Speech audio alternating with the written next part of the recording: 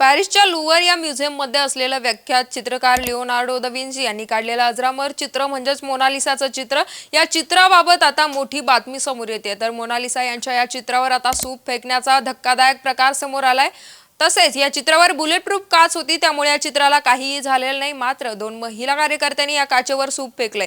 संग्रहालयातील सुरक्षेचा चकवा देत त्या या ठिकाणी आल्या होत्या आणि त्यात हा प्रकार घडलाय। तर या प्रकाराचा व्हिडिओ आता सोशल मीडियावर व्हायरल झालाय। ज्या दोन महिलांनी हे कृत्य केलंय त्या पर्यावरणवादी कार्यकर्त्या असल्याचं समोर येते। उपस्थित सुरक्षा कर्मचाऱ्यांनी घडल्या प्रकारानंतर चित्रासमोर काळ्या रंगाची स्क्रीन लावला होता। या दोन महिला कार्यकर्त्या आल्या आणि त्यांनी सरकारला तसंच प्रशासनाला प्रश्न विचारलाय की अधिक महत्त्वाचं काय, कला की निरोगी आणि योग्य अन्न प्रणाली?